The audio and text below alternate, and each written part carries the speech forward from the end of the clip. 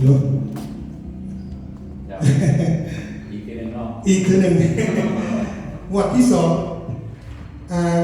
งวดที่หนึ่งอ่านมากเลยเนาะตอนเสาร์กานี่พี่น้องบ้านเฮาบ้านดงหน่อยเฮากาเมื่อวานกิจกรรมเมื่อวันที่งานหลายทางทุกวันเนาะเพราะว่ามื้อนี้เป็นมื้อเบิกเงินจ่ายเงินหรือว่ายังนี่แหละเนาะของสหกรณ์เพิ่นเนาะกาพอดีทางบริษัทเฮาก็มาร่วมในโอกาสนี้เลยก็เป็นโอกาสดีเนาะก็คือว่าการตอนทำของทานคิดบอกเนาะก็โอ้ยดีหลายเนาะเขามาปรับกันกินกาแฟดีอกดีใจน้ำมันหลายเพราะว่าการตอนทำของมันนี่อุ้ยกาแฟมันก็แซ่บวางที่กาแฟบ้านกาแฟอาราบิก้าเนาะกาแฟสดๆโดดนี่อเมริกาพวกเขาก็มีโอกาสเนาะสิได้รับฟังสิ่งดีๆจากทางบริษัทเขาเนาะโดยการมาบรรยายจากท่านประธานทุ่งไส้ปีซ่าเข้าเป็นการในมาจากปากเซ่มาจากบริษัทโดยตรงเนาะเพื่อมาให้ความรู้หรือว่า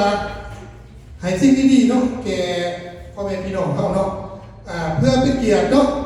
ขอเสียงตบมือดังๆเนาะเพื่อต้อนรับการทุ่งไส้ปีซ่า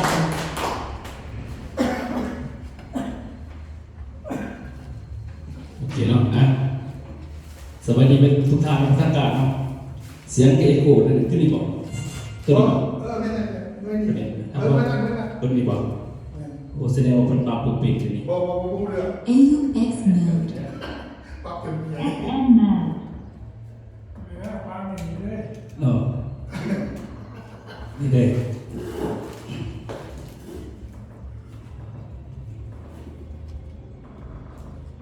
โอเคเนาะ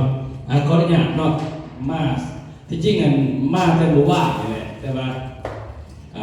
มาแล้วทีมงานเพิ่นเอาปุ๋ยแบบปุ๋ยมันเบิดเลยฝากไปเอาหน่อยเพิ่นนะยืมการแสดงกับทีมงานเพิ่นก็เลยว่ากำคืนรถไฟฟ้าไหวดีเวลาไปเข้าเดียว1 ชั่วโมงพอแล้วปกติก็ได้ง่ายนี่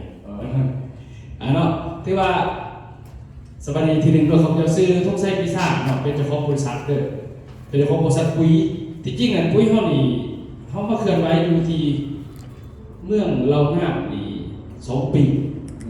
เด้อแต่โดย2 ปีแต่ว่าเขาเคลื่อนไหวกับของการเกษตรกรรมในสิ่งที่เราลงแต่ละบ้านบ้านชนร้านแบบคือบ้านก็เป็นสิ่งก็เป็นสิ่งรวมกันง่ายๆเนาะบ้านเพิ่นมันมีหับแน่บ่หับแน่สินะ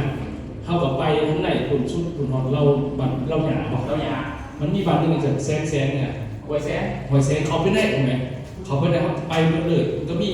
แต่ว่ากระไดมาส่งปุ๋ยสุดที่พ่อแม่เขาตัวเองเขาจะเป็นคนลงบอกไปซื้อแต่จะมีตัวแทนเขาส่งขายแต่ว่าขายไปในราคาขายบริษัทเขาเปิดมา3 ปี 4 ปีเนี่ยเขาบริหาร3-4เอาตรงนั้นคือเขาจะเป็นเจ้าของบริษัทแต่ว่าเคยเห็นเป็นตัวแทนเขามาก่อนการเข้าใจตัวแทนเขาก็เอาตัวแทนรัฐมาเป็นหน่วยงานใหญ่นะทั้งนี้แล้วก็ลงเปิดตลาดให้เขาหน่วยงานใหญ่ให้เขาได้ขายเขาก็มีเงินจากตรงนี้วันนี้ซับซิสิแบบลูกค้าท่านเอาท่านเอาบัดปี2026นี้บัดนี้ก็คือเป็นปีฮับซับซิสิระดับบาทคือเขาสื่อใส่ก็ได้เพราะเป็นอย่างคือใส่ปุ๋ยใส่กาแฟสินะสื่อยักเหลือแต่สิขาเขาเนี่ยสื่อกินสื่อใส่เหลือแต่เขาสมัครก็เป็นซับซิสิแปลว่าสมาชิกกันโมเมนต์เป็นสมาชิกสื่อราคาผืนซื้อมันจะมีสมาคมดูเลขเท่าแล้วก็มีเที่ยวมันจะมีกิจกรรมเที่ยวต่างๆทุกเดือนคือเดือนนี้เขาก็ไปอีกวันเที่ยว7เดือนหน้าไปเชียงใหม่เดือนฮึ่งให้แม่ลองฮึ่งพวกเขาอยากไปแต่จะได้เดี๋ยววันนี้บอกจะฟังเนาะประมาณนั้นโอเคแล้วเขาสู้เรื่องเขาที่ชื่อว่า3 เรื่องเนาะเรื่องที่1ก่อนเรื่องบริษัทได้ฟังข่าวเรื่องที่2จะบอกเรื่องสมาคมว่าเขามาไหนยังเนาะเรื่องที่3บอกถึงว่าถ้าเขามีเหตุธุรกิจนำเขาแสดงยังไงประมาณนี้3 ข้อเราเอาเรื่องนึงก่อนคือบริษัทนี้นะเป็นบริษัทชื่อว่า Plus Cola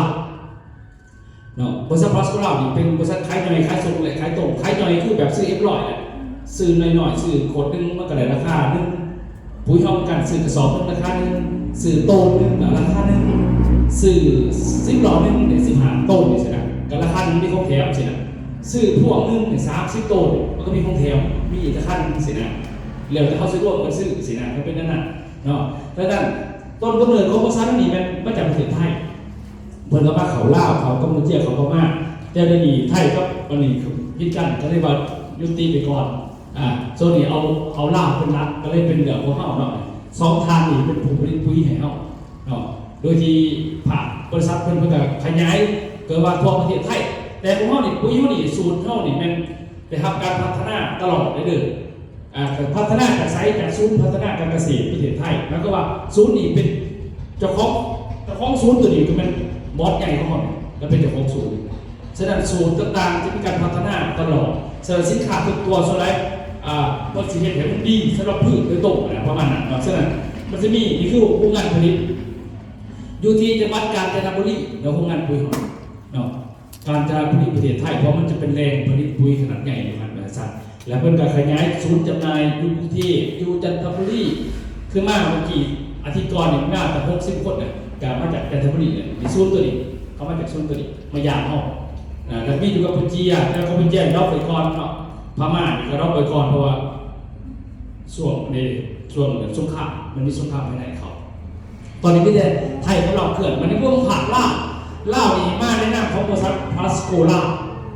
อันนี้เป็นซื้อของบริษัทเนาะครับเขาเป็นเจ้าของเนาะเป็นเจ้าของทะเบียนเป็นเจ้าของลิขสิทธิ์ตรงนี้สารปุ๋ยทุกตัวเลยคือสำนักงานได้อยู่ที่นครปักซี่เนาะคือปักซี่เขาเนี่ยอยู่ตลาดห่างโคชิโนะหรือที่ทะเบียนบริษัทเนาะใจภาษีอากรตามกฎหมายกำหนดทุกอย่างแล้วเวลาโฆษณาเพื่อแพงมันเป็นทะเบียนฝุ่นมาจากกลุ่มเนาะมาจากกลุ่มเนาะแล้วก็จะมาลงสู่ผลิตกระดังสู่เมื่อลงไปเมื่อกระจังสู่บาทเสร็จแล้วเวลาเขาลงโฆษณาปุ๋ยแต่ที่เขามาตัวนี้มันบ่ได้โฆษณาปุ๋ยนี่คือว่ามาหักสรรพสิ่งต่างกันเนาะคนละหัวข้อกันไปแล้วก็ทุกปีจะมีแบบนี้งานไป3 เทื่อต่อปีนึงปีนี้เดือนหน้าวันที่14เขามีงานตรงนี้เนาะเดี๋ยวเรางานมาต่อไปหลายเดี๋ยวพอใหญ่เขาพูดมีแจกมาดอกนี่นะเนาะจะมีงานแบบนี้คืออยู่ที่ห้องแห้งเยอรมันเนาะจะมีงานแบบนี้ให้แล้วก็มีออกโทรทัศน์นำแล้วก็ผู้ใดที่ผ่านโปรไปเที่ยวนักบริษัทเพื่อเอามาออกโทรทัศน์แข่งกับบริษัทเพื่อเอาวิดีโอมาเปิดนี่เอาเปอร์เซ็นต์วิดีโอใหม่นี่วันที่14เดือนเสร็จไปออกโทรทัศน์กัน14เราจะมีงานแบบนี้ให้อันนี้และสินค้าเรามันจะมีหลายกลุ่มเด็กผมมีแต่ปุ๋ยมันจะมีปุ๋ยเม็ดมีปุ๋ยหนาแล้วมีพวกอาหารเสริมมีพวกสมุนไพรมันมีหลายตัวแต่หลักๆแล้วว่าเดินตลาดมันปุ๋ยพวกบ้านเราส่งเสริมแบบนี้พืชกินนี่มันก็เห็นหรือบ่เห็นพืชมันก็เป็นตัวเฮานะเขาจะไปต่อไหนซึ่ง2-3 ปีละที่จะได้พืชเศรษฐกิจก่อนพืชมันเศรษฐกิจปุ๋ยก่อนถ้ามันได้กินปุ๋ยแล้วมันบ่ตัวเฮาถ้ากินน่ะมันบ่ขึ้นก็คือเท่ากับอาหารขายต่อเลยเขาจะขับซ้ำสิก็สามารถด่าตัวเองเนาะฉะนั้นเขาก็บอกเอาอีกนะฉะนั้น3 ปีผ่านมามันพิสูจน์เลยว่ามันไปไหนไปเรื่อยนะเนาะมีปุ๋ยหนังปุ๋ยเม็ดมีกาแฟมีสบู่มันเป็นสบู่หนาขาวเด้อสบู่หนาตึงสบู่กระซับทุกมคนสบู่หนาใสมีบอกเด้อใสสบู่เนาะมีอยู่เดิมมีอยู่แล้วมันมีหลายสิครับมีหลายอย่างเนาะแต่ว่าตัวนี้เขาเส้นหลักก็คือเส้นเดือดเขาแผนธุรกิจว่าเวลาเขาเป็นสมาชิกบริษัทแล้วบริษัทสภาเห็นอย่างบริษัทสภาเห็นนี่มันจะพาเห็นเปียกหาเงินพามวลพาเที่ยวและมีรางวัลพิเศษสรุปจบครบในระบบเดียวเขาจะมีทั้งหมดอยู่ร่วมกันคืออย่างเดือน3เนี่ยจะมาถึงนะเดือนที่3นี่มันเขามีกิจกรรมรองเมื่อเจ้าพระยาตอนกลางเว้นพาเที่ยวสวนสยามทะเลกรุงเทพกลางคืนมาลองเที่ยวอยู่นี่ฉะนั้นตัวนี้เขามีโปรในบริษัทก็คือ3 ต้นหรอถ้าเป็นปุ๋ยเม็ด3 ต้นถ้าเป็นปุ๋ยเม็ดบอกปุ๋ยหนักเป็นปุ๋ยเม็ด2 ต้นกับปุ๋ยหนัก2 ซุนหน่อยกระดาษเดิมหมายว่า3 ต้น60 กระสอบนี่เขาจะซื้อเองไปขายต่อหรือเขาอยากส่วนมุมมาซื้อเขาก็เลือกได้สินะเขาขายเข้าไปแล้วแต่เขาสิเฮ็ดเขาใส่เองกระสอบนึงอีก50 กระสอบต้องใส่ก็แล้วแต่ไปซื้อเขาซื้อสินะถ้าเดี๋ยวบนเนี่ยหลายคนเขาก็เก็บเอาเลยเก็บเอาเดี๋ยวขึ้นจำที่ม่านทุ่งเนี่ยเขาเบิกใส่กาแฟร้านเขาไม่ได้ปลูกเลยเนาะพงเขาใส่หน้าทุ่งนึงเขาใส่ปุ๋ย3 2ที่2 7เขาเก็บเทกันวัดบาทสินะกระพานผู้นึงสิผู้นั้นเป็นป้ายเททิ้งทิ้งห้องสินะแบบนี้ง่ายๆนี่บอลไปเด้อ นี่ตอนกลางเว้นเขาจะพาไปเที่ยวนี่ก่อนแบบเบิ้ลๆนี่มักลินกับได้ลินเพราะเขามีบัตรให้ลินฟรีอยู่แล้วแบบให้พอมักลินกับทายหกเดียวบอกมีแต่เนี่ยมันจะมีอยู่ประมาณ4-50 บอลที่เขาจะไปเที่ยวที่นั่นเนาะหลังจากเลี้ยวตัวนี้เลี้ยวเนาะบอลตอนนั้นมาเล่นเขาจะพาเมืองกรุงเทพมหานครนี่กลับเขาซูนี่เลยพอเขาเมาเพื่อใหญ่ล่ำ1 2 3เนาะเฉพาะคนเขาเดียวทั้งไทยทั้งลาวรวมกันมวลนักอาหารการกินนี่ฟรีหมดนั่นอยู่เนี่ยพอเขาเมาเลยนะครับก็ว่าเขามียังแต่หันเขาสื่อเลยสินะโคตรเท่ากับเต้นรำทำเพลงในหันแหละลองเมื่อในการไม่ยอมจับพยาสิเลยลองเมื่อไปสิเดี๋ยวเขาสิเล่นแบบนี้ไปแต่ละจุดแต่ละบอลกินบัดหอดเที่ยงคืนเต็มที่ไปพากรุงเทพเขาจะพาไปวันนี้แล้วกันย่ำมือเศร้าเขาไปเที่ยวนี่แหละก็ไปนอนโรงแรมตื่นมาย่ำมือเศร้าพาเที่ยวเต็มกรุงเทพจนหอดได้สิพาไปเที่ยวโคราชไปเบิ่งวัดหลวงปู่คู่ต่างๆวัดบันไร่เขาจะพาไปซะนะไปถ่ายรูปไปขอพรถ่ายรูปขอพรก่อนกลับมาอันนี้เป็นเดือน3เนาะเดือน3เขาจะไปตรงนี้ฉะนั้นตัวนี้เนี่ยมีแต่ว่าเขาของมาเก็บโปไปเลยส่วนเดือนนี้อันนี้ไม่เต็มแล้วเดือนนี้นี่เป็น3 บทบาท144 คนจะไปวันที่21นี้มื้อนี้วันที่21ยัง6 มื้อไล่ไปหามื้อซะแล้วมื้อที่6เป็นมื้อไปยังหามื้อแต่ก็คือถ้าแม่เขาจะไปพัทยากันเนาะไปพัทยาไปนี่ไปริมทะเลไปต่างๆเนี่ยแต่ว่าไปแล้วรถบัสถึงเขาเมาอยู่3 คันไปเนี่ยแจกกรุงเทพกินข้าวเสาร์กรุงเทพแล้วแม่แต่งตัวเขาจะมีเสือให้บัตรสีพาสีเหล่าเนี่ย3 บัตรกับ3 สีแม่จะไปที่จังหวัดชลบุรีคืออำเภอพัทยาไปที่บ้านชุมพรปฏิบัติมหาเศรษฐีของประเทศไทยเขาเปิดไปแล้วท่องเที่ยวฉะนั้นส่วนนั้นเขาจะได้ถึงข้างนอกเนาะข้างในเขาจะบอกให้ถ่ายคือเขาจะมาโชว์ในเฟซแต่เขาไปเขาถ่ายได้เป็นอย่างเนี่ยเขาไปปั๊บบางเนี่ยขนาดด้านนั้นที่พึ่งเนี่ยเห็นมันเทียมทะเลเขาไปเที่ยวแหล่งด้านนั้นไม่ผุนง่ามจุดเลยเขาถ่ายนี่โอ้ง่ามขนาดนี้แล้วก็ร้ายบอลเขาไปในเมืองอันนี้คือจุดทมิตรเนาะเขาจะพาไปประมาณ4-5 เทื่อตรงนี้นะเนาะถือว่าเป็นเที่ยวเนาะเป็นเที่ยวแล้วกันบึงแสดงโชว์อยู่นี่หอดประมาณ2 โมงบ่าย 2 โมงครึ่งเบิดมื้อหอด2 โมงครึ่งกินเขาอยู่นี่เบิ่งโชว์อยู่นี่นะแล้วปั๊บแล้วก็จะพาไปเขาสีจันทร์นี่ตัวนี้พระพุทธรูปนี่เห็นจากทองคำเทศเลยทองคำสดๆเท่านี้เลยแบบเขาใส่โคกเนี่ยแต่ว่าเขาบริจาคมากนอกจากเฮ็ดพุ่นเขาก็จะจักธุรกิจเนาะเขาก็มีคนยากแต่เป็นวิสวนองุ่นสวนอะไรก็เนาะวันนี้ขึ้นไปทายประมาณบ่าย 3ของวันที่28คือนี่เนาะแล้วในห้องที่กลับมาสู่ห้องแก้มดีวันนอนเดียววันนี้นี่จะมันรู้เลยครับไปว่านอนนี่นอนอยู่นี่แหละนอนอยู่นี่เลยแล้วก็มีบัตรให้ดินเต็มที่เลยจะดินสวนน้ำจะดินสอบใบเพื่อไปเดือน3เลยดินสไลเดอร์ขี่รถไฟฟ้าอ้อมเนี่ยมันก็เลยเขามีหายสินะเขาก็พาที่มันไปตรงนี้เนาะเลี้ยวนอนดูที่ห้องแคมป์นี่แหละแต่ก่อนสินอนเขาก็มีงานปาร์ตี้แจกรางวัลจับสลากต่างๆร้านอะไรเนาะมวนซื้ออยู่ได้ดิมวนซื้อได้ดินี่ห้องนอนรู้เลยเขาไปแล้วครับเขารู้ตื่นทำบ้านเราไปส้มดิ้วเนี่ยส้มดิ้วเชิญส้มดิ้วเป็นญาติต่างอยู่นะเขาใส่จะโดดเนี่ย6 โลหรือ7 โลอันนี้เนี่ยเขาไปว่าเป็นปอยกินทะเลกันนะฮะเบื้องฝรั่งแบบนี้เป็นพูดปีสิฝรั่งแล้วก็มือที่กราฟเป็นท่าสภาไปกินเขาสัตว์ที่ของดึงเพื่อนจะมุดออกตัวเองส้มดิ้วตั้งแต่4 โมงแรกหมด7 โมงคืนบุฟเฟ่อาหารทะเลเต็มที่อันนี้แม่เขาจ่ายรอบนี้บริษัทจ่ายขึ้นไปอยู่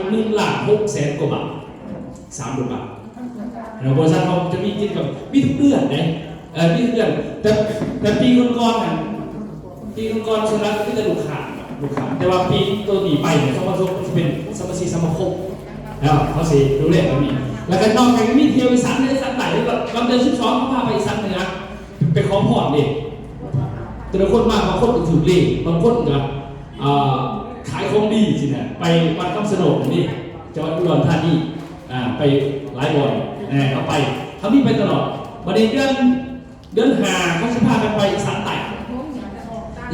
ยังไงปุ้ย2 ตันไปปุ้ย2 ตันบริษัทตัวนี้เป็นทีมงานของนี่เขาจะยัดกันดูบ ผมเป็นหาพวกประตูเขาจัดกันอันนั้นนี่บอกมันจะมีไปตลอดเนาะ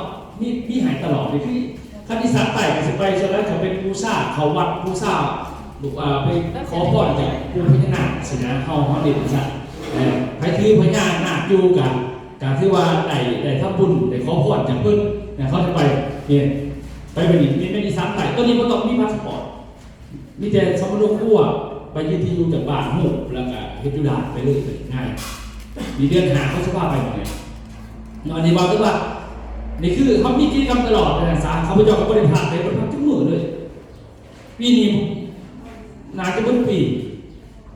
2026นี่แหละไม่ว่าแต่ละมือเป็นบริษัทไปเลยสิแหละไปบอกไปว่าแต่ว่าเขามีรายกลุ่มลูกนะแต่ว่าประธานบริษัทเองก็มีแต่ทำสมาชิกแต่ส่วนที่งานเขาก็เป็นโฆษณาปุ๋ยสิต่างกันเบียดต่างกันเอาเพิ่มมาดิสมาชิกแต่อย่างเนาะเวลาเขาสู่สมาคมนี่ที่จริงเขาจะมีการช่วยเหลือกันทั้งหมดอยู่6เนาะแต่ว่าภาคของคนที่เป็นสมาชิกสมาคมนั่งอยู่เพื่อนหาไปซื้อกินซื้อไส้หาไปเที่ยวไม่ได้ซักของสิเนี่ยแบบผู้เขาเรียนธุรกิจเรียนธุรกิจไม่มีโรงเรียนสอนดิมีเป็นนักธุรกิจเป็นเขื่อนกับบริษัทเขาเสนอทั้งหมด6ข้อตามกันนั่นใช่คือขอที่หนึ่งแต่การสูญเสียไม่ตลอดตอนเข้าสมัครสมาคมนะไม่เท่าใดประกอบเอกสารก็คือสำนึกพวกเขาประกอบสำนึกพวกเขามากตัวอย่างคือเขาเปิดเกิดการสูญเสียไผ่กระยันสำนึกพวกเขาสมัครเขียนใบเสนอเงินบริษัทได้เป็นสัญญา2เป็นแต่งงานไผ่กระยันแต่งมาสำนึกพวกบอยมีแต่เขาได้เด้อถ้าลูกเขาอยู่ในหันโซ่อยู่มีเต็มมาหนึ่งกับสมัครยืนได้เนาะ3ก็คือขอดลูกอยู่ในปึกเมื่อไหร่ขอดลูกกับสมัครยืนได้มันข้อที่4แม่ผู้เล่นธุรกิจเขาขึ้นตำแหน่งบริหารขึ้นตำแหน่งปุ๊บเขาก็มีกันมาใช้ซอยกัน5ขึ้นตำแหน่งเงินเดือนเขาก็มีให้6ก็คือผู้ที่ออกรถใหม่ในบริษัทที่เขาเป็นนักธุรกิจเนี่ยพวกนี้เป็น3ขอเป็นธุรกิจตัวนี้แม่เขาอยู่เพื่อนกันไหนเขาบอกไปทำไปเยี่ยมเลยเองนะทำไมนะเขาขาดซื้อกินซื้อใส่ย่ำไปย่ำมวนเขาไปมวนแต่3ขอนี้บัดนี้เขาสิคำนวณจังไหนเนาะมาเบิ่งตัวนี้มาเบิ่งวันละๆเนาะด้วยกันแต่ละปีเขาจะมีประชุมแบบนี้2 เทื่อปีละ2 เทื่อคือเขาจะประชุมใหญ่ที่ดังเดือน3นี่สมาคมเขาจะมีงานใหญ่500 คนเนี่ยอยู่ที่ปักเซ่ทุกแห่งเป็นละวันนี่เลยมีจับรางวัลต่างๆใหญ่เขามีกิจกรรมตลอดสมาคมหลายกรณีนี่เนาะตัวเรามีธุรกิจในบริษัทเราเป็นสมาคมเมียเราออกลูกสินะเราเมียเราออกลูกปุ๊บเราก็ยืนเรื่องเขาว่าแต่ถ้าเป็นนักธุรกิจเขาบริษัทเขาจะตรวจสอบได้ว่าได้ผ่านบอกเขาจะแจกซองนะก็คือเขาสิให้ยอดหลัง3 เดือนให้มีรายได้รวมอย่างน้อย 4,000 บาทกดเป็นนั้นเขาก็แจกซองสมาคมให้เขากรณีธุรกิจขั้นกรณีมาเขาเป็นธุรกิจเขาก็ประกวดสอบได้เขาจะเอาแต่คะแนนเต็มมันผู้ได้เป็นสมาคมสื่อของเนี่ยมันจะมีคะแนนเต็มในใบให้เขาเอาตัวนี้มายืนแล้วก็คูดลงโดยที่พอต้องไปตรวจสอบได้เขานำยุคเขาจะมีใบที่เป็นลายนะเดี๋ยวจะเป็นว่าได้ยังไงโอเคนี่ก็รีบเขายืนเขาจะตรวจสอบได้เขาตรวจสอบ3 เดือนหลังเท่ากับผู้นี้ได้7,000 3 เดือนหลังก่อนที่ยืนสอบจะสีหน้าเขาไม่นะเขาจะตรวจสอบเพราะว่าเขาเป็นธุรกิจเองนี่ตรวจสอบเขาก็แจกซองแต่ละก็แจกซองแต่ละจุดแต่ละเมืองแต่ละแหวนที่เป็นสมาชิกเขาอยู่เขาก็เอาเงินมาหมอบให้ดิสินะก่อนนี้พวกนี้เราอยู่ตรงห้องนี้ด้วยเราไม่เฮี้ยนนั่งเลยข้าพเจ้านี่เราไม่เฮี้ยนนั่งข้าพเจ้าแล้วก็เฮี้ยนธุรกิจตั้งปีป่ายเนี่ยเราไปออกกำลังกายจนเรื่องคนเฒ่าเราลดต่ำได้ลูกเราไปยืนแท่งเลยเขาไปตรวจสอบได้เลยผู้เสียชีวิตกับหลังทึบ4,000 พอดีผู้ใหญ่เกือบมาถึง 4,000 พอดีปุ๊บเนี่ยเขาก็ยืนเรื่องมาเลยในลูกเราก็มาหักแท่งเขาไปแจกซ่อมแต่ละจุดดีเขาไปแจกซ่อมแต่ละจุดเขาก็มารวมกันบางคนได้50,000 บาทเนี่ยแล้วตอนนี้มาเข้าอยู่ในเหตุการณ์บอกขั้นแจกซ่อมเนี่ยเขาหายตามเลยว่าเขาจักเขาโบเขาได้นำมีเรื่องเขาไปจะใช้ไหนเขาไปจักเราเนี่ยเขาก็เลยมาใส่วิธีเอาแหลมมาขุดเอาจะได้กระไรที่เขาบอกให้เสียหายนะทำไมมันเพราะว่าสังคมเขาไปเก็บเงินเราแต่ละเดือนเลยไม่ได้เขาสูบเป็น แบบจะไปเที่ยวเป็นครอบครัวด้วยกันในสินะมันง่ายนั่นน่ะนี่ครับเขาเจ็บได้จุดกันนี่เราเนี่ยเขาไปเจาะนี่ลูกชายแล้วก็มาหาอันนี้มันอยู่เมืองพุ่งเซโดพอดีแล้วเป็นเจ้าของปั๊มน้ำมันเมืองพุ่งเซโดแขวงสารวัตรเนาะเร็วนี่ตอนร่วมที่เขานี่ยังหลายคนนี่มาหนังฟังเขาพยายามไปไม่ว่าชนะเราเป็นคนหนาคือบอกเป็นคนหนาสินะมาเล่ามาหนังฟังมันลูกเราสิเลยมาหนังเดินว่าฟังว่าให้แม่เฮ็ดน้ำโมไปซื้อนี่นะเท่านี้แหละไม่หนังร่วมกันจ้องเบิ้งแล้วก็สวัสดิ์นี่นะแล้วก็ไปก้นเผาเนาะแล้วก็ดูเงื่อนปวดคอปวดแขนปวดขานะอย่างน้อยมีสังคมแล้วไปเนี่ยนั่นมีนั่นก็ไปแล้วไปเที่ยวพัทยาพัทยาแล้วเราสื่อคุยปุ๊บแล้วก็ลงปั๊มเราหันให้ลูกค้ายสินะแต่ก็แบ่งลูกคนนี้ก็ใส่หา2 ลูก 2กับแต่ละปีเราก็ไปนั่นแบบนี้แหละแล้วก็ไปเนาะ2 ปีกว่าเล่านอนกลางคืนมาไล่ตายไล่ตายแต่วันนี้เราเห็นธุรกิจอะไรลูกเราพูดฟังกันอะไรกันแล้วก็ยืนเอกสารมาลูกชายเรื่องเอกสารมาตรวจสอบได้ไหนยอดรับก่อนดีแล้วเป็นคนเมืองคงสะดุดดิบ้านหน้าปงเมืองคงสะดุดแขวงสารวัตรเนี่ยเราเสียที่ตัวนี้2017ผมได้เป็นคนยืนตั้งแต่ปี2017ผ่านเลยบัดนี้เขาประสบตรวจสอบได้ไหนเราเนี่ยไม่ว่ารหัสที่1เราได้4,065 บาท3 เดือนย้อนหลังก่อนเสียรหัสที่2เราได้ 2,700 บาทเป็น 6,000 กว่ารหัสที่3ได้อีก 2,000 3 เดือนย้อนหลังก็กดเราได้8,000 กว่าบาทเราก็ผ่านอยู่กันเล่นทีมงานด้วยกันลงไปหอดเพื่อนผู้เหลวไปห่วงงานไปอุ่นงานชกน้ำผู้เหลวตัวนั้นเนาะตรวจสอบเขาก็มองมันดีให้ร้านเราบ้านมันดีเขาจะในคณะเราแต่ละคนแต่สีหน้าอันนี้เป็นเรื่องสนับสนุนพอดีคือกันเนาะเคสเดียวกันเหมือนกันเมื่อเลยตรวจสอบกันเลยเราก็มาเงี้ยนี่แต่ละคนก็คือกันนี่เรานี่เขาจะอยู่ก็ดีมากจักรปีเขาไปให้ธุรกิจได้อยู่สัก2 ปีนะปีนี้อายุ41 ปีนี้นะอยู่มาจนสิ้นเขามันจนหัวสิ้นจะได้สินะมันจับเพลินนะอันนี้เป็นเรื่องปักซองเนาะเรื่องปักซองที่นั่นห้องเต็มนี่นะตรงห้องเต็มนะเนี่ยบัตรน้องสัมผัสน้องสัมผัสผู้นี้มีพอรักเสียอันนี้เราเลยเรื่องไปจะแบบ2 ล้านบาท2 ล้าน72 ล้าน7ตัวนี้เขาใส่2นี่คือสมาคมเป็นหนึ่งส่วนงานเขามีงานแล้วก็มอบอันนี้แม่งเมื่อกระแตกบ้านจุฬาเมื่อกระแตกเราอยู่ทั้งหมด2 ปีกว่าเราเสียเองพยายามพูดเองนะเสียลูกสาวเราก็มาฮักกันเลยลูกสาวเราครับเด็ก2,383,000เนี่ยมันก็มีกิจกรรมประมาณนี้แต่งงานในยุโรปเมื่อละมาก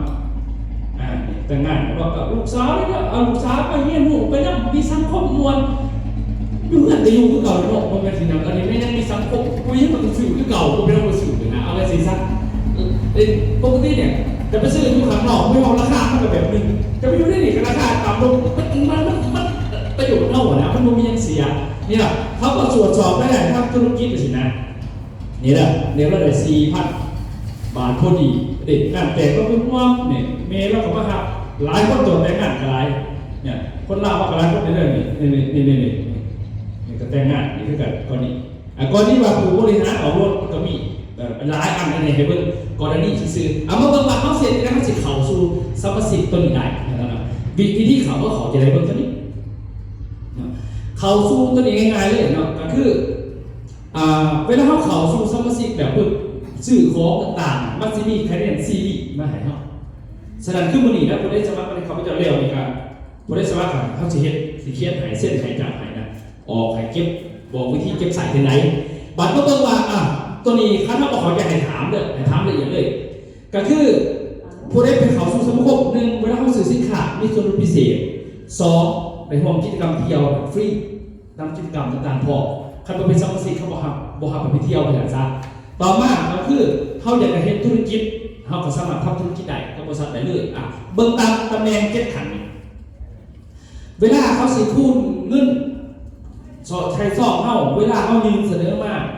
ตัวอย่างเขามาเลยเนาะแต่งานขอลูกเสียชีวิตเนี่ยขอสิได้จังไดสิเด็แล้วก็จะถาม เขาไล่จากไหนนะเขาไล่แบบนี้เขาเบิ่งตามตำแหน่งแต่ก่อนตำแหน่งเขาเบิ่งตามสีเสืออย่างเดียวเขาเบิ่งตามใบอย่างยืนมันจะมีใบอย่างยืนคือวันที่15 เดือนหน้าเขาสมองใบอย่างยืนหายผมเข้าที่เขาสมาคมนี้นะเบิ่งใบยืนเขาอยู่ตำแหน่งไหน1 2 3 2 7เขาเอาคูณตามนั้นตัวอย่างคือถ้าเขาเป็นตำแหน่งตัวที่1ตำแหน่งตัวที่1สู้มาเข้าบริหารธุรกิจมาฟังเนาะเขาอยู่เพื่อนนั่นนี่แหละถาซื้อยังไม่คนจะซื้อแล้วจะคอยนี่นะเขาเก็บแต่งซีดีตัวนี้ไว้เด้อนี่เขาจะเก็บปึ๊บกระยาปึ๊บไว้ได้หลายหลอกจังสินะแต่กักเดือนจะปีแล้วแต่ตัวนี้เก็บไว้เรื่อยใช้หาโทงใช้ต่างหากแล้วเวลาเขาเกิดได้ขึ้นแต่งงานขอลูกเสียชีวิตในสำนักพวกเขาก็ยืนพวกหนาหน่วยมากยืนกับท่านเพื่อจะได้แล้วเขาเพื่อจะชี้แจงต่อมากพวกเพื่อนมันนี่เอามีในมือตัวไหนเขาเก็บไว้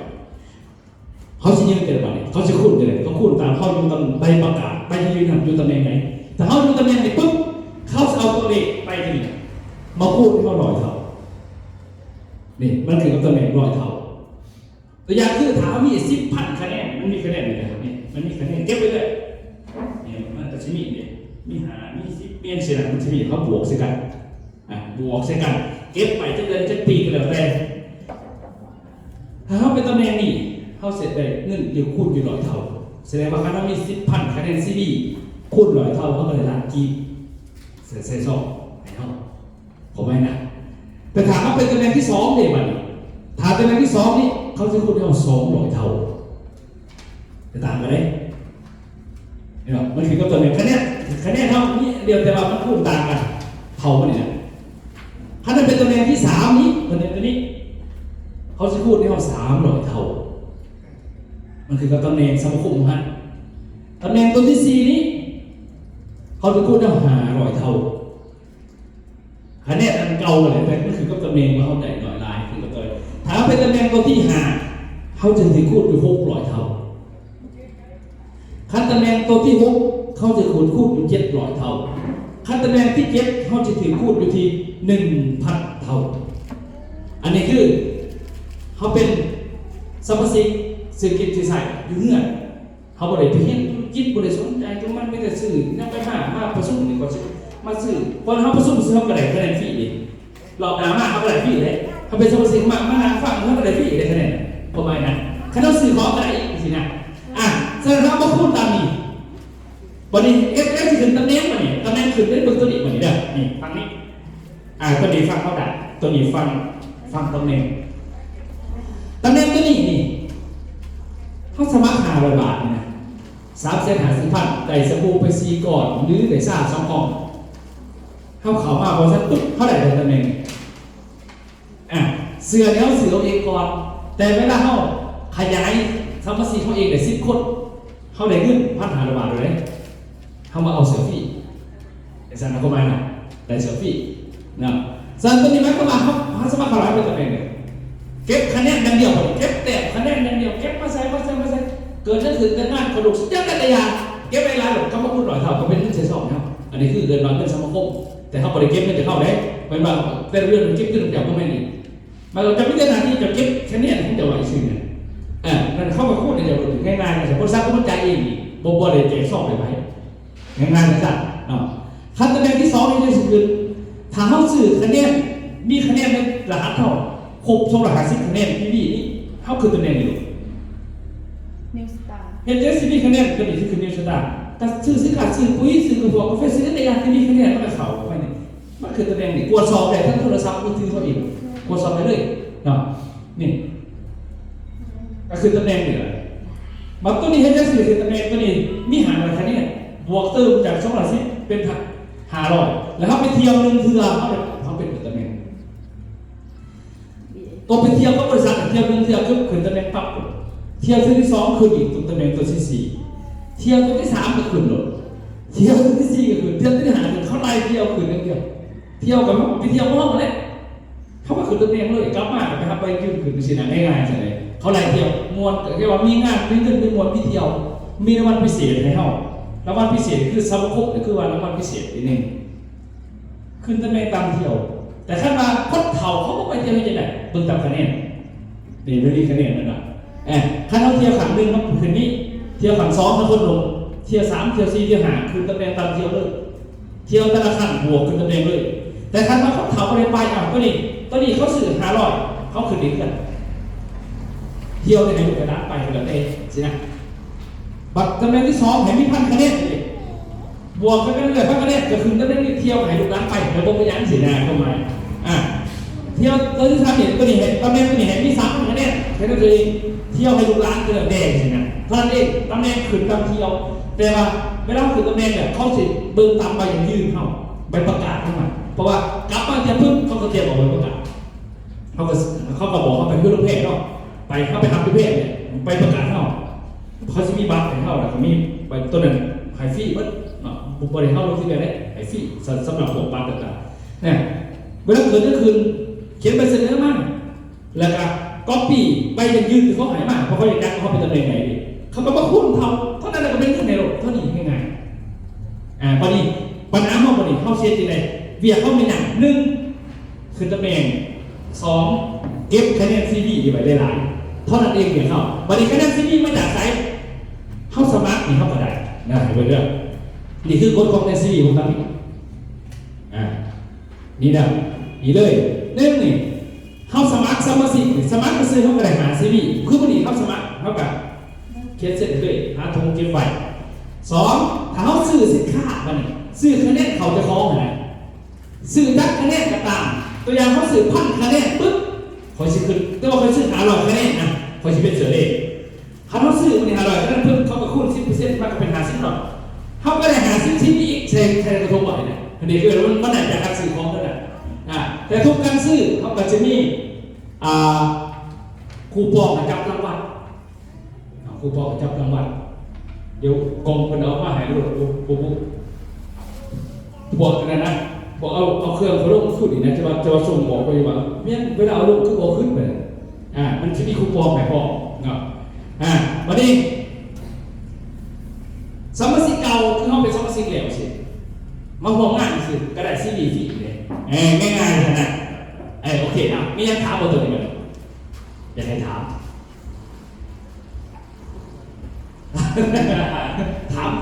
เลยง่ายๆก็เลยเป็นคนอย่างไร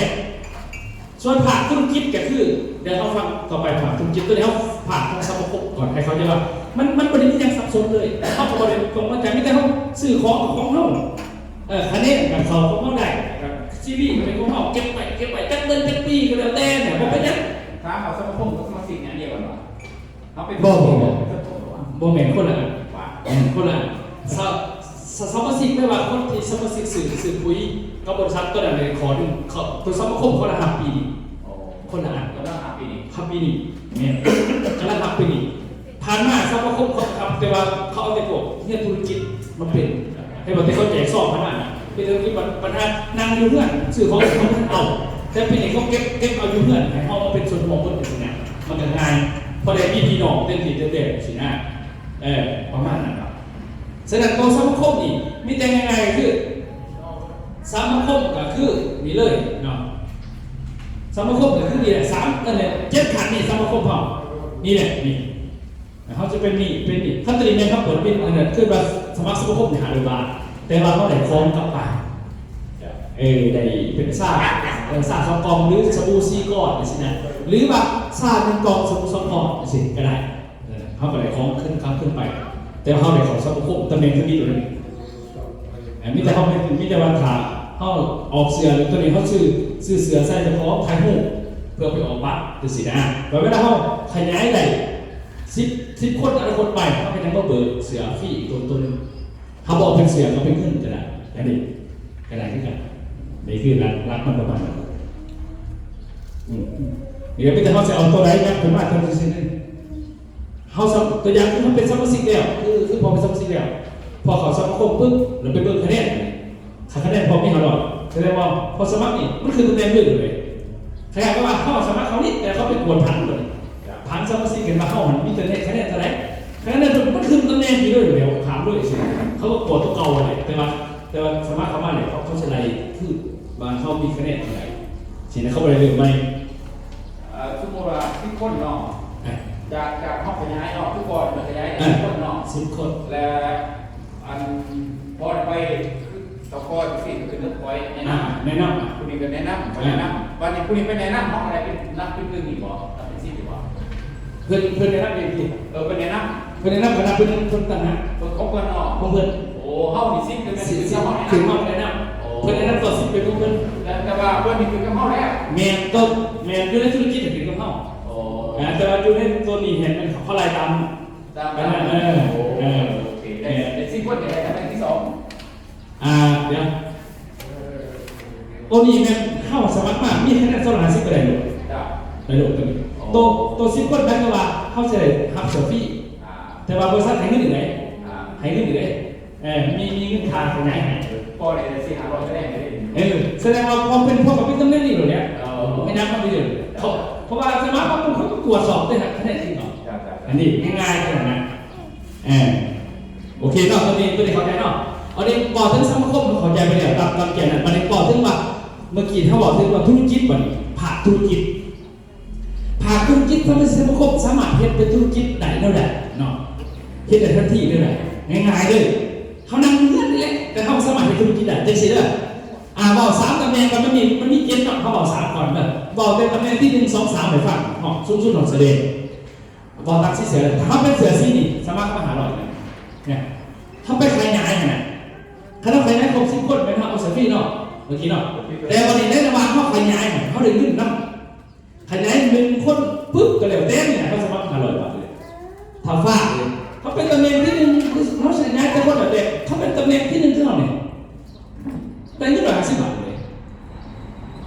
อันเล็กเป็นกระแสของหาพักแบบรายจ่ายสูงๆเนี่ยได้เงินเลยทีเดียวเขาลงทุนหาดอกไปขยายก็เป็นเงินเลยสมัครปุ๊บคนไปขยายก็ได้เงินเลยง่ายๆค่ะ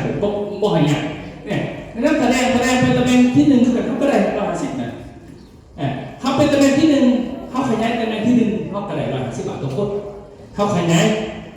ครบ10 คนปุ๊บจะอะไรเรื่องปัญหาบอกเสื้อนี้ก็ได้ฟิตก็คดีเขาก็ขยายไป50 คนแล้วก็ได้7 ปัญหาอยู่แล้วเขาขยายไป100 คนก็ได้15,000 บาทอยู่แล้วแต่เขาลงทุนแต่6เนี่ยแต่เขาสมัครขยายเลยบอกกำหนดมื้อบอกกำหนดปีบอกกำหนดเอ็นเลยแต่ก็ไม่เกิดต้องนั่นเสียนี่คือว่าเขาเป็นสมาคมแต่ธุรกิจพอบริษัทก็ขายค่าตัวโอกาสในพื้น 30% ของหาเราประเดี๋ยวโอเคแล้วคนนี้เนาะบัดนี้ตำแหน่งตัวซีนี่เนี่ยเขาสมัครมาหาเราเขาจะสมัครเข้าโครงการเดือนได้เลยไหนคือพอแบบในเดือนเนาะเขาเข้าโครงการเดือนเลยตัวอย่างถามมาปั๊บเลยนะโครงการเดือนก็คือโครงการมันมีปุ๋ยหนักกับสบู่บีฟอมีมันมี2 อันแต่ว่าคือการเงื่อนไขเดียวกันแต่ว่าขั้นสบู่ใส่600 ก่อนประมาณนี้เท่ากับสมัครขายที่กำไรได้แต่ว่าตัวนี้คือว่าโครงการหักเดือนตัวนี้จะได้เงินเดือนแล้วแต่เด็กนึงก็คือขั้นคือเดียวนี้ไม่ได้2,35,000 บาทเมื่อคืนนี้ก็โอนเอาเงินแล้วโอนเงินบาทหรอโอเคขั้นเป็นเงินบาทก็เป็น2,950 บาทต่อเดือนมีเงินให้เฮาคือหมายความว่าเข้าร่วมโครงการปึ๊บหาเงินเก่าเข้าได้คุยกับคืนมากมูลค่ากับเป็น100,000 บาทปกติดอกมูลค่าเข้าได้ขึ้นมากนะครับไปขายเนี่ยวันนี้แต่ละเดือนน่ะเข้าได้ทุกเดือนเขาเป็นเงินกีบขั้นเลทได้ดีนั่นคือเขาไปเก็บ2 ล้านกลมนี่ซื้อปกติมันถึง2 ล้านกับ35,000เมื่อคืนเขาโอนเงินโกงเนี่ยเงินเดือนจะประมาณเป็น10 กว่าคนต่อเมื่อคืนที่เขาจ่ายนี่นะคือสูงสุด10 เดือนแต่ได้10 เดือนปุ๋ยเจ๋งมากเจ้าขายเงินจะลงเป็นโครงการ2 3คนหนึ่งลงได้เป็น10 โครงการกระบอกอย่างนี่สินะเห็นหรอฉะนั้นคือโครงการตัวนี้เนาะพอวันที่26ถึงเขามีโปรอย่างสิเขาลงโครงการเนี่ยพอวันที่26ถึงมีโปรไปเรื่อยๆถ้าใครอยากลงวันนี้วันที่11เนาะพอ26ก็คือเขาลงโครงการหามันเก่าปุ๋ยหนักเขาจะมีโม่ให้เข้าหัว3,000 บาท2 หัวแล้วพี่เสือกันลงพกปุ๋ยเห็นเป็นโตและหายเที่ยวเราก็ฟรีอีกทีหนักแต่ถามว่าเกินที่26ไปมันได้ทั้งเดือนปุ๋ยหนักเนาะปุ๋ยหนักเนี่ยตัวเขาลงเลยถ้าใครอยากลงแนะนำหน่อยมันจะมีของแถมใหม่มีเที่ยวไปพอเงินเดือนนี้ไหนที่เก่ามันราคา20 ล้านไหนที่เก่าได้10 เดือนมีโม่ง2 หน่วยป่ะจ๊ะโม่ง2 หน่วยไหมแล้วก็เสือตัวนึงเสือเราจะต้องไปเอาตัวอย่างไปเป็นยูกระโดดเลยครับจะเป็นคนเราไปดู ไปเบิ่งอยู่ทั้งไหนเสือโครงการเขามีให้หนึ่งโตโม่กัน2 หน่วยพอดี6,000 บาทเลยแล้วก็ให้เที่ยวลองเรือฟรี1 ที่นั่งเพราะว่าเงินเดือนปกติของปกตินี่คือโปรเขาหอดเขาบุกเงินสะบกนี่ก็ได้มาใครเดินมาเข้ามาแจกนะครับอย่างนี้เป็นการจำไม่เย็นหน่อยจ้ะ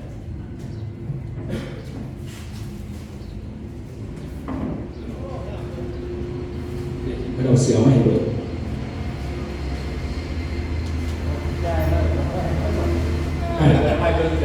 เสือไม่เบิ่งแม่เขาที่นี่เสือให้มัน1 ตัวแบบตัวนี้แล้วก็โม่หัว3,000 บาท2 หัวมีให้ผู้หญิง1ผู้ชาย1โม่เนี่ยโม่ครูยิง1ชาย1โม่เป็นเข้มนี่ขอเรียกว่าโม่ก็เจอโม่เป็นเข้มจริงแต่ว่ามันเป็นแบรนด์ดังแบรนด์ดีของเพลย์บอยราคาแพงเขาจะมีให้เฮาแล้วก็ให้บัตรไปเที่ยวลองเพื่ออีกฟรี1 ที่นั่งอีกได้1 ที่นั่งอีกแล้วก็ผู้หญิงใดคือเก่าปกติสินะมันก็นิดๆเดี๋ยวเราเขามีให้เฮาได้นำเดี๋ยวไปหาเนาะเงินเดือนเลยปกติแบบนี้หอดก็ตามไปเสนอที่ทราบอะไรเงินเดือนไม่อยากถอนแป๊กโบนี่ยากพูดอะไรเสือเขามีหายเข้าตัวนี้ปกติมันสื่อเงินเดือนมันไม่โบนี่เขาเพียงเฉพาะหอดเศร้าฮุกเด้อหอดเศร้าฮุกหลังจากเศร้าฮุกไปในเงินเดือนเนาะในเงินเดือนเนี่ยแต่นี่หอดเศร้าฮุกคนมีโปรเป็นพิเศษมาสั่งโอเคเนาะอันนี้ขั้นไปแบบเอาเลยนะแจกไม่เล่นกันเลยเดี๋ยวเนี่ยจัดการหมดแล้วจะมียังหามือเก่าปุ๋ยเข้าไปได้เกือบ100,000 บาท85 ขวดปุ๋ยนะ40ก็85 ขวดปุ๋ยสีหัน50 ขวดละกันเพราะว่ากิน35 ขวดเป็นชุดมันโอเคอันนี้เนี่ยถ้าขอสมัครอีกสิเท่ากับสมัครของโครงการได้เลยกับเขาเป็นคนบริษัทเป็นจำเลยครับอันนั้นนี่เข้ามาป่ายเข้ามาไปทำป่ายแบบนี้ตอนนั้นไปทำเสือเข้าบ้านก็ไปทำป่ายเลยมันมีแบบนี้ร้ายก่อนร้ายราคา3,000 บาทไม่มีหูปล่อยแน่นอนเนาะแม่นหน่อยมีคนนำอันนี้จะมาหลังจากเขาเก็บสมาคมเก็บอย่างเก็บไปโครงการครบ50 คนปึ๊บเขาจัดโปรเที่ยว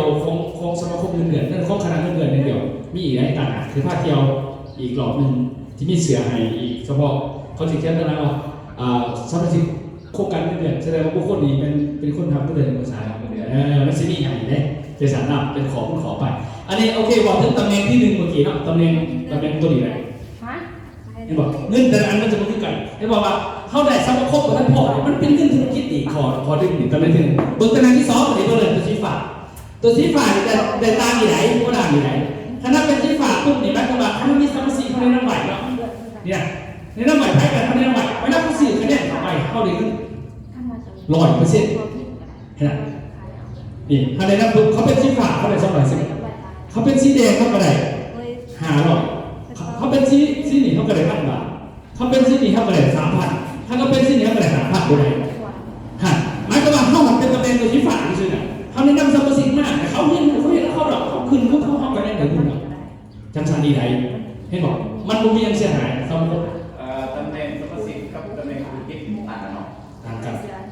ธุรกิจไม่ใช่ธุรกิจแต่ว่าเขาเลยจัดเสือสีสมาคมเห็นไหมตัวนี้เห็นไหมอันนี้คือบัตรเครดิตสีแดงอันนี้มันสีแดงตัวที่3เนี่ยสีแดงในแมนทีมงานเติบโตเลยตัวอย่างคือเขาเป็นสีแดงปึ๊บนะครับ500 คะแนนนะตัวนี้เขาพอ500 ป่ะแต่ขั้น500แสดงว่าพอสมัครเล่นตัวนี้ไปได้เลยพอการขยายสมาชิกใส่หัวใส่หัวเลยเขาใส่หัวเขาก็เลยแบนอ่ะไปเดิมเขาไปยาเขาไปต่อเขาก็เลยแต่แบนว่าต้องสนใจเขาแต่โตเขาไม่รู้นี่แหละถ้าเขาไม่หนุนเป็นธุรกิจแบบนี้แห่งดีเลยเขาเป็นผู้หนาว่าเป็นแห่งดีเลย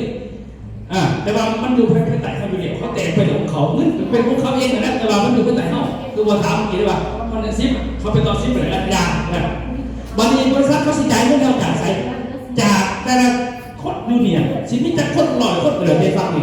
เขาสื่อคะแนนเข้าไปฟังนี่ก็สื่อคะแนนเข้าไปเขาอะไรแบบนี้ถ้าฟังนี่สื่อร่วมกันมันมาก1,250 คะแนน ฟังนี่มากท่านสมัยซึ่งเนี่ยแต่ว่าให้มาสองฝั่งเอาเลยขึ้นพันบาท ไป2 ฝั่งเลยเนาะ แม่คะแนนไหนเป็นดีคำว่าทีมันหาสองปัญหาอันนี้สองปัญหาห้ามไปไหน2,000เขาไม่ได้ลงทุนยังไงกันวิธีที่หนูเข้าใจเคลื่อนระบบกฎเขาไม่ได้ลงทุนอย่างมิตรละเขาไปสื่อไปเที่ยวอะไรสักเรื่องแล้วๆนะเรื่องบริษัทบริษัทการลงทุนมิตรละดูแลคนเลยให้พาเอาไปเที่ยวให้เขามีคะแนนของเขามันก็เลยขึ้นเลยตัวอย่างคือคะแนนความอย่างไม่มี5,000อันนี้5,000เขาก็ได้เลย4,000เกิดมาเขาก็จะเขาในลงทุนไม่มีอย่างไรเรื่องแต่เขาไม่ได้เห็นเอาเงินอย่างเดียวถ้าว่าสายมือนึงก็มือนึงก็ได้8,000ตัวนี้ผมมีกำหนดมันมาอย่างไรกระยามันก็เป็นอยู่เลยแบบนี้เลยมันมาแบบนี้ก็จะเสียเลยมีการเขาเซ็นเลยนะไม่มีคะแนนก็คือผู้ที่เขาตองกันเขาสื่อสินค้าไปเที่ยวมันก็ไม่เคยได้บวกกันเท่ามันมีเท่ากับเป็นเงินมีเท่ากับเป็นเงินสินะ ได้เบิดทุกคนเนาะ แต่เป็นคนขอแต่เขาเป็นตัวนี้ไงเล่าเป็นนี่แล้วมีเราเป็นเงินของเราเข้าเป็นตัวนี้เขาก็มีนี่เขาเป็นเงินของเรา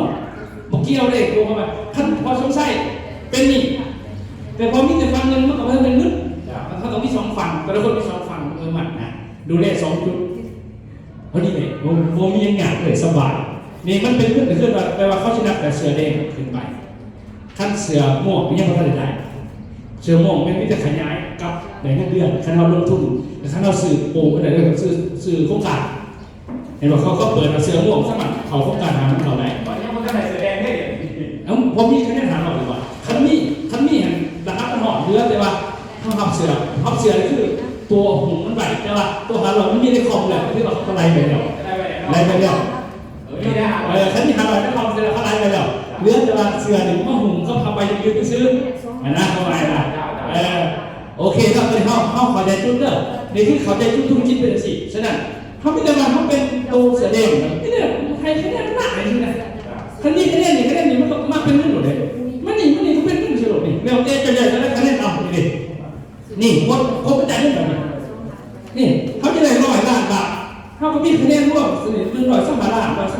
คะแนนจะเดินจะปีในงานบ้านสื่อคุยใครเฟซสื่อคะแนนเขาเนี่ยแหละเนี่ยแต่ก็ไม่ให้สื่อคนเดียวอีกไหนซัมเมอร์ซีฟันอีก100 คนสื่อร่วมกันอันนั้นแสดงก็ต้องเป็นแขวงที่สมบัติสารวัตรฟังนี่แขวงกับประสาทฟังปักสองชั่วโมงว่าทั้งนี้ตีปักสองเป็นก็ลองตีคะแนนร่วมมือหรือว่าเขาดิบปักสองฟังเลยตีเขาสื่อคุยอยู่เดียว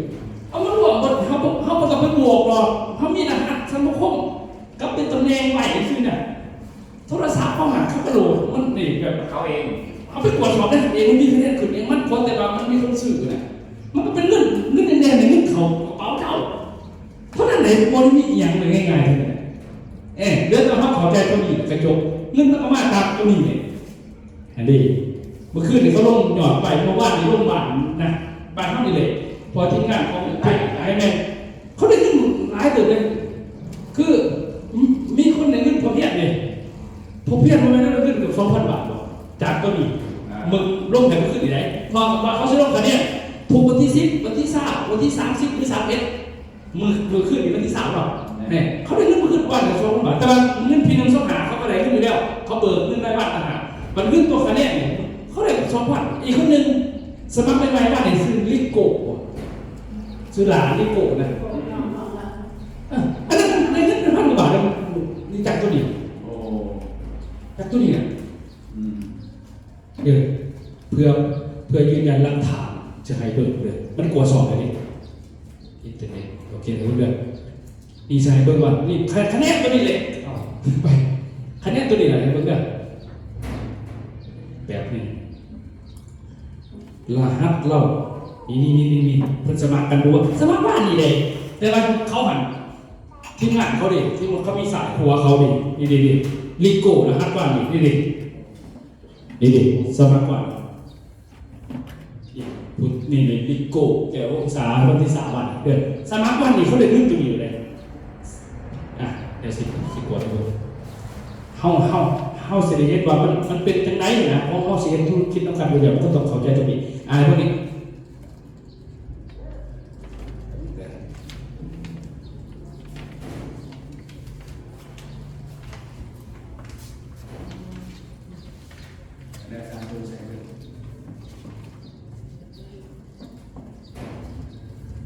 เปิดได้นี่เนี่ยเขาก็ตรวจสอบแล้วครับแบบเขาขายเลยโอเคเอาอินเตอร์เน็ต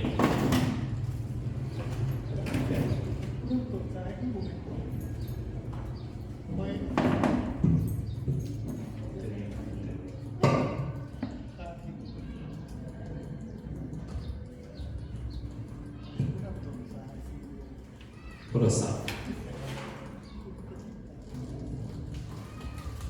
ตัวนั้นโทรศัพท์หาเครื่องเลยแต่ก็ว่าหาตัวไวไฟแป๊บนึงเนี่ยมีไงเพราะว่าตัวใส่ไวไฟเอาไวไฟมา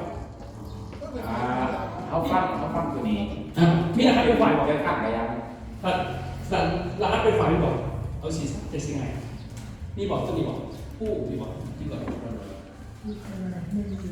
จะมีสัก ผู้ขนาดซ้อมนะ เอาที่ตัวไวไฟ จะได้มาทดลอง วันนี้เนาะ โอเคที่ตัด ตัวได้นะ เยี่ยมนะ เขา ซีใน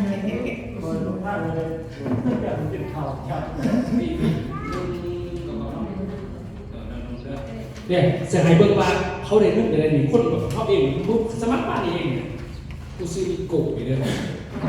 แล้วก็ไม่มีพอเพียงใส่เบิ่งสองคนนี่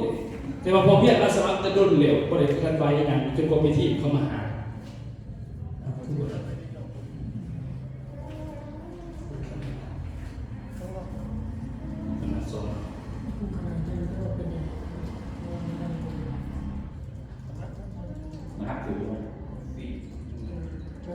ซีใน ที่วันเกิด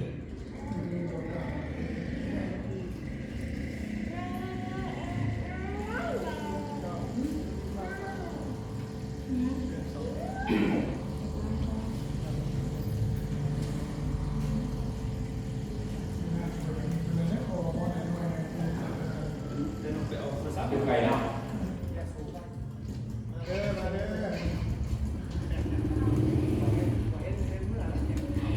ที่เขาวะเด็กน้อย เขาลงยังได้ใช่ เป็นต้องโทรศัพท์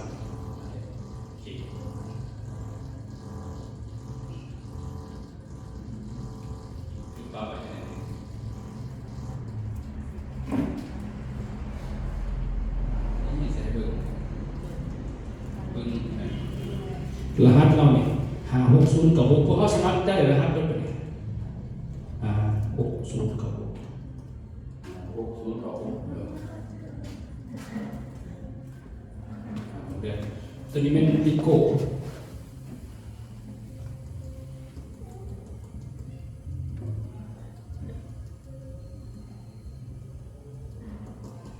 ตัวนี้มันบิโก้เลยแก้ววงศาโบนัสเดี๋ยวมันจะกวดสอบโบนัสรายงานโบนัสอีโบนัสระหว่าง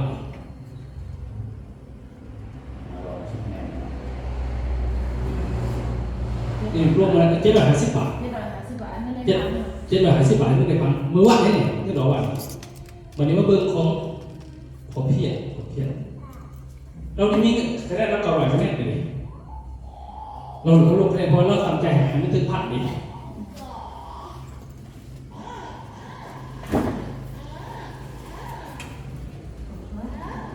ผมเพียรนี่มัน55364เสือดองขออีกเบิ่ง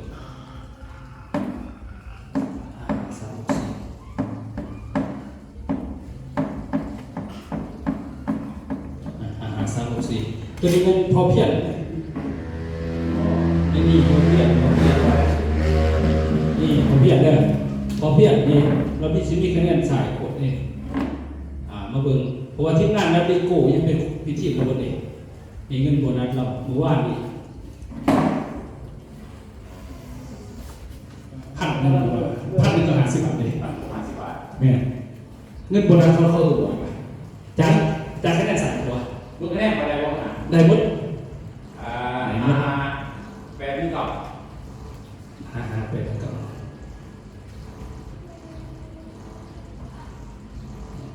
ไปจะได้หมดเลยนี่แต่ละคนเวลาสมัครมามันสิมีนะเด็กสงสัยแก่ผู้ศึกษาคะแนนหาหลอดเลยเดี๋ยวมันจะบอกคะแนนเอาไว้แต่เราจะมีนะแต่ละคนเขาเบิ่งตัวนี้ห้อง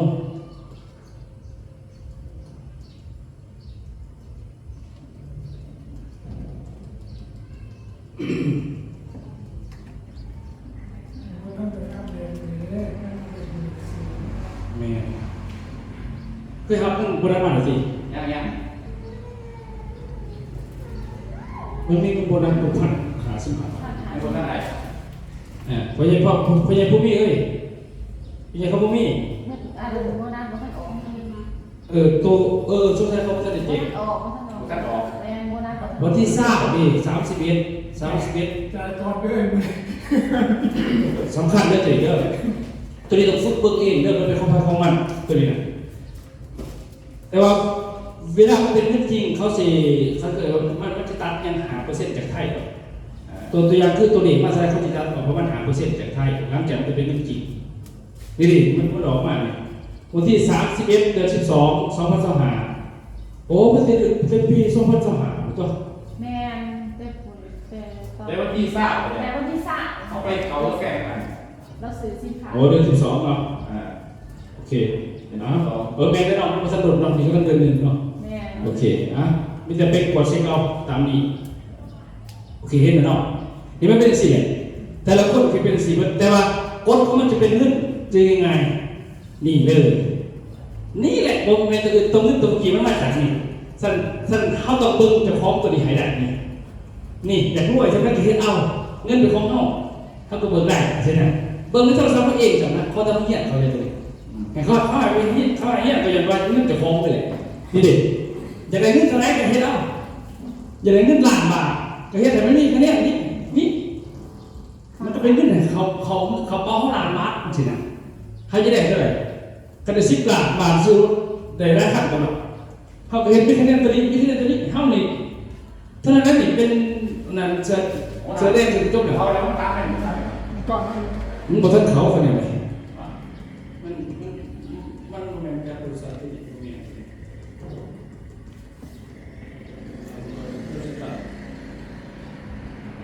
เพราะนั้นเบื้องได้ตอนนี้ต้องดูไหน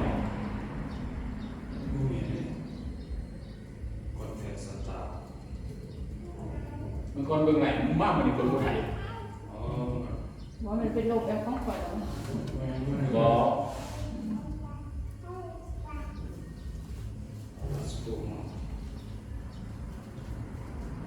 ก็ มีคำถามบอกอะไรให้ถามมันง่ายๆเลยได้บอกมันยังไงแบบเป็นภาพธุรกิจง่ายๆเป็นมันเลยมันก็เป็นเรื่องแนวนะพี่จะ เรา เล่า ฟัง ให้ ธุรกิจมันไม่ถึงมาเสียแรงเองหรอกเนาะ เมีย มีขยายอะไรสักสิบหลาย ก็ยังไงคะแนนจากของโตตำแหน่งพวกนี้มันถือกับคะแนนจากของมีก่อนเอาคะแนนจากของก่อนคือก็ได้ครับเอาไปว่าให้จากของมีคะแนนนี่นั่นเลยนี่คะแนนสมัครหาหล่ออีกชื่อเป็นตัวนี้คันนั้นมีคะแนนตัวสอบที่เป็นตัวนี้คันนั้นมีหาหล่อมันจะเป็นตัวนี้คันนั้นมีพัดมันจะเป็นตัวนี้คันนั้นมี3 พัดมันจะเป็นตัวนี้นะเป็นตัวสีแดงมันจะเป็นธุรกิจอ่ะเนาะ เนี่ยถ้าแสดงขึ้นไปสิมันเป็นธุรกิจถ้าตอนนี้ยังมันเป็น จ้ะ ใช่ครับโอเควันนี้คุณได้สมัครแล้วเราสามารถสรุปบัญชีเสียคะแนนไหนดีมาก ว่าบอกคุยนะ นี่ดีมากเนาะเข้าเขาพี่น้อง ว่าขึ้นมาจากสมัยจบคุยนะ โอเคพวกนี้มันเนี่ย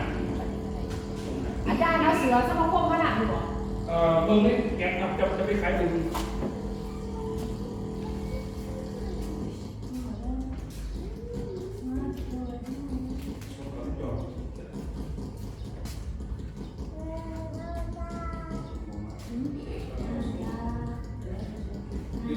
อืม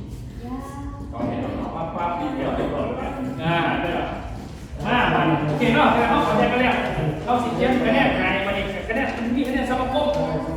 เอาโตคะแนนโตเพิ่มตำแหน่งเขาจะสื่อของอีกอย่างมันมีคะแนนมันที่มีทำกาแฟมันก็มีคะแนนถ้ากาแฟก็สื่อเป็นอันเป็นอันมันมีสื่อเป็นชุด3ห่อถึงมันจะมีคะแนนเข้า50คะแนนสินะไปเข้าตัวนั้นถ้าเราสื่อ10 ทั้ง2กับ10สินะมันเป็นแบบนั้นคุยกันถ้าสื่อเป็นอันเป็นอันเขาจะมีคะแนนเพราะว่าให้เขาไปขายต่อเองระบบอะไรพอเขาจะคัดว่าคนหนึ่งเป็นสมาชิกคนหนึ่งเป็นผู้ซื้อสินะก็แบ่งออกจากกันไว้สินะอยากเขียนคะแนนก่อนผู้ได้สมัครมันมีเขาก็เสียคะแนนไหนสีไหนเป่านั่นใช่เลย ยังพามาจ้างมา ถามมา เป็นเสียหน้าจ้างก็ไม่ได้ของมือไม้ของอะไรก็ นะพวกนั้นตามเดือนนั้นเขามายืนข้างนอกก็ได้ยังไม่ได้แต่เกิดคือว่าคิวงานเขามาดอกนาอยู่ไหนเขามายืนจะได้ไม่ยังเขาเป็นยังเขาไปนะโคเป็นยัง มีเลย1 2 3 4 ดูเพราะว่าขั้นว่าเขาอยู่นี่ตอนบริษัทหน้าเขาแสดงคะแนนซีบีดีแต่ขั้นถ้าไปเขาบริษัทจะบริษัทคะแนนซีบีได้